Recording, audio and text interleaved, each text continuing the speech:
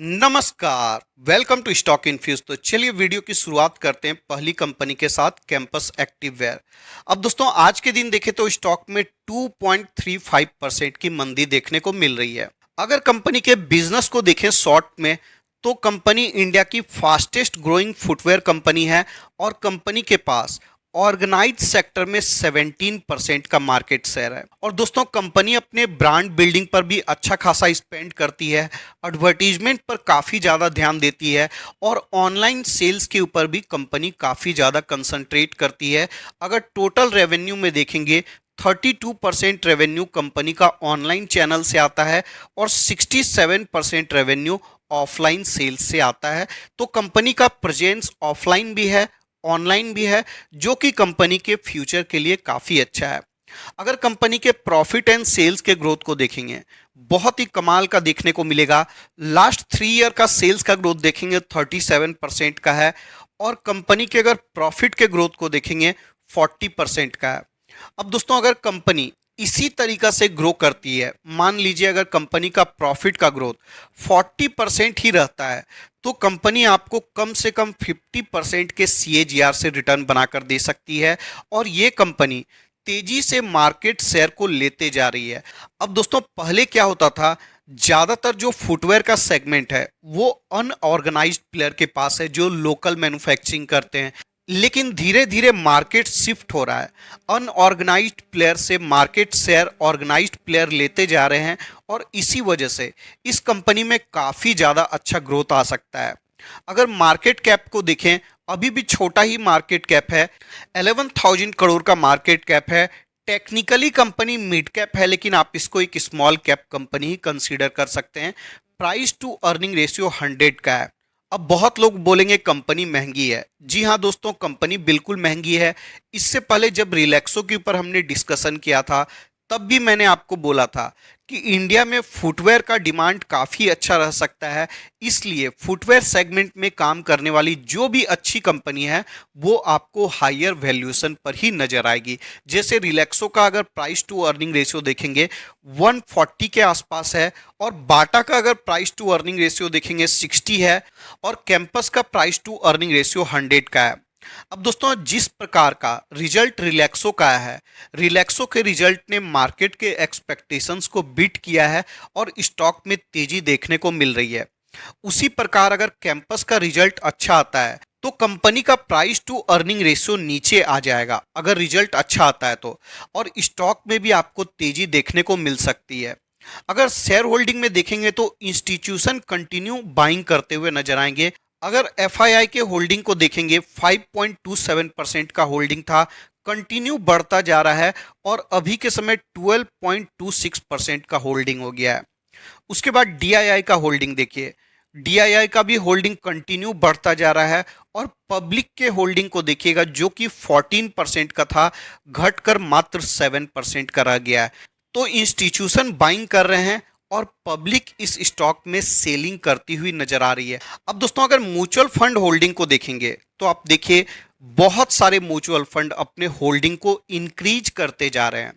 आप देखिए यहाँ पर 1.31% इंक्रीज हुआ है, यहाँ भी इंक्रीज हुआ है, यहाँ 32% इंक्रीज हुआ है। अगर आदित्य बिरला में देखेंगे तो यहाँ पर भी आपको इंक्रीज होता हुआ नजर आएगा, यहाँ भी इंक्रीज हुआ है। तो हर एक म्यूचुअल फंड अपने होल्डिंग को बढ़ाते जा रहे हैं या फिर होल्ड कर रहे हैं। हाँ, यहाँ पर आपको ICICI सेलिंग करती हुई नजर आई है, लेकिन ज़्यादातर म्यूचुअल फंड को देखेंगे या तो वो होल्ड कर रहे हैं या फिर अपने होल्डिंग को कंटिन्यू इंक्रीज करते जा रहे हैं, जो कि एक पॉजिटिव साइन है। अब दोस्तों अगर म्यूचुअल फंड का रिटर्न देखने जाएंगे तो देखिए ज़्यादातर म्यूचुअल फंड को लॉस हो रहा है, 16% 15%। ज़्यादातर म्यूचुअल फंड को देखेंगे तो आपको लॉस ही नजर आएगा।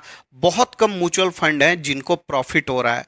तो ये पॉजिटिव साइन होता है। अगर म्यूचुअल फंड वाले अपने होल्डिंग को बढ़ा रहे हैं तो आने वाले समय में स्टॉक में आपको तेजी देखने को मिल सकती है। अगर निगेटिव पॉइंट की बात करूं तो इस कंपनी के ऊपर अच्छा खासा डेट देखने को मिलता है। अगर डेट को देखेंगे तो कैश रिजर्व के आसपास ही नजर आएगा, तो बहुत ज़्यादा कंसर्न वाली बात नहीं है। तो आप इस बात को लेकर निश्चिंत रह सकते हैं कि आने वाले समय में कंपनी का डेट कम होता हुआ नजर आ सकता है। अब दोस्तों बात करते हैं कि इस कंपनी में कौन से लेवल पर इन्वेस्टमेंट कर सकते हैं। देखिए दोस्तों, ऊपर से अच्छे खासे डिस्काउंट पर अवेलेबल है। मैंने दिखाया कि पब्लिक की होल्डिंग लगातार कम हो रही है और 14% से घटकर 7% पर आ चुकी है, तो स्टॉक में तेजी होने की संभावना ज़्यादा है। अगर स्टॉक आपको 360 रुपीज या 350 रुपीज पर मिलता है, आप अपना पहला इंस्टॉलमेंट लगा सकते हैं। अगर कंपनी का रिजल्ट रिलैक्सो फुटवेयर की तरह मार्केट एक्सपेक्टेशन से बेटर आता है, तो स्टॉक आपको सीधा 400 उसके बाद 450 रुपीज तक जाता हुआ नजर आ सकता है। डेफिनेटली अभी के समय वैल्यूएशन तो हाइयर है, लेकिन जिस प्रकार का कंपनी का ग्रोथ है, आने वाले समय में कंपनी आपको अच्छा रिटर्न बनाकर दे सकती है। छोटी कंपनी है, नई लिस्टेड कंपनी है, तो अपने पोर्टफोलियो का 4-5% से ज़्यादा इन्वेस्टमेंट मत करिएगा। जैसे जैसे कंपनी ग्रो करते जाएगी, वैसे वैसे आप अपने इन्वेस्टमेंट को बढ़ाते जा सकते हैं। नेक्स्ट कंपनी है प्रिंस पाइप। अब दोस्तों एस्ट्रल में देखेंगे तो ऑलरेडी स्टॉक में अच्छी खासी तेजी देखने को मिल गई है। एक समय स्टॉक अच्छा खासा गिरा था, तब हमने डिस्कस किया था, लेकिन अभी स्टॉक ऊपर आ चुका है। और प्रिंस पाइप को देखें तो अभी भी अपने सपोर्ट के आसपास अवेलेबल है। 600 रुपीज का अच्छा खासा सपोर्ट है। नेक्स्ट सपोर्ट आपको 550 रुपीज पर मिलेगा। अब दोस्तों पीवीसी का प्राइस गिरने की वजह से कंपनी को इन्वेंट्री लॉस हुआ था, और इसी वजह से जितनी भी पीवीसी पाइप बनाने वाली कंपनी है, सारे के स्टॉक में अच्छा खासा गिरावट हुआ था। लेकिन जैसे हमने रिलैक्सो को डिस्कस किया था कि क्वार्टर 4 का रिजल्ट अच्छा आ सकता है, वैसे ही प्रिंस पाइप का रिजल्ट भी क्वार्टर 4 में अच्छा आ सकता है। मैं ऐसा नहीं बोलूंगा कि बहुत ज्यादा अच्छा रिजल्ट आएगा, लेकिन हाँ, इससे पहले जो 1-2 क्वार्टर में कंपनी का रिजल्ट बहुत ज़्यादा खराब आया था, उसके कंपैरिजन में कंपनी का रिजल्ट काफ़ी अच्छा आ सकता है। और इसके बाद वाले क्वार्टर में देखेंगे, जो नेक्स्ट क्वार्टर का रिजल्ट आएगा, उसमें कंपनी का रिजल्ट काफ़ी अच्छा आ सकता है। तो इस कंपनी के ऊपर भी फोकस कर सकते हैं। अगर वैल्यूएशन देखने जाएंगे तो 57 का प्राइस टू अर्निंग रेशियो है। क्वार्टर 3 में कंपनी का प्रॉफिट गिर गया था, ईपीएस गिर गया था, इसलिए वैल्यूएशन हायर लेवल पर दिखाई दे रहा है। अगर कंपनी का रिजल्ट अच्छा आता है, तो ये प्राइस टू अर्निंग रेशियो आपको गिरते हुए नजर आ सकता है। छोटी कंपनी है, हाई ग्रोथ कंपनी है। अगर सेल्स एंड प्रॉफिट के ग्रोथ को देखेंगे तो बहुत अच्छा देखने को मिलेगा। 16% का सेल्स का ग्रोथ था, 19 होता है, ट्रेलिंग 12 मंथ में घटकर 13% का होता है। अगर प्रॉफिट के ग्रोथ को देखिएगा, और भी ज़्यादा कमाल का है। और इसमें अगर शेयर होल्डिंग को देखने जाइएगा, तो यहाँ पर भी आपको पॉजिटिव चेंज देखने को मिलेगा। तो प्रमोटर का होल्डिंग कम हुआ है। एफआईआई का होल्डिंग को देखें तो ये बढ़ गया है। अगर डीआईआई के होल्डिंग को देखें, यहाँ पर भी आपको बढ़ता हुआ नजर आया है। और पब्लिक के होल्डिंग को देखें तो छोटी मोटी आपको कमी देखने को मिल रही है। तो यहाँ पर भी अगर शेयर होल्डिंग को देखें तो पॉजिटिव चेंज देखने को मिलेगा। और इस कंपनी में भी म्यूचुअल फंड वाले ने अच्छा खासा इन्वेस्टमेंट किया हुआ है, तो डेफिनेटली इस कंपनी में इन्वेस्टमेंट कर सकते हैं। अभी सपोर्ट के आसपास है। अगर कंपनी के 1 ईयर के रिटर्न को देखेंगे, माइनस में है, लेकिन अगर मैक्स के रिटर्न को देखेंगे, 296% का रिटर्न कंपनी ने प्रोवाइड किया है। और कंपनी को लिस्ट हुए बहुत ज़्यादा टाइम नहीं हुआ है। FY20 में कंपनी की लिस्टिंग होती है। तो अच्छी कंपनी है, हाई ग्रोथ कंपनी है, इंफ्रास्ट्रक्चर से जुड़ी हुई कंपनी है। और कंपनी को हर घर नल का जो स्कीम है सेंट्रल गवर्नमेंट का, उसका भी बेनिफिट मिलेगा। तो अभी के समय इस कंपनी में इन्वेस्टमेंट किया जा सकता है करेंट लेवल पर।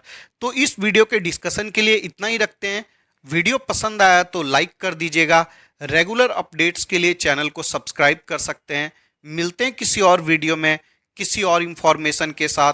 तब तक के लिए धन्यवाद।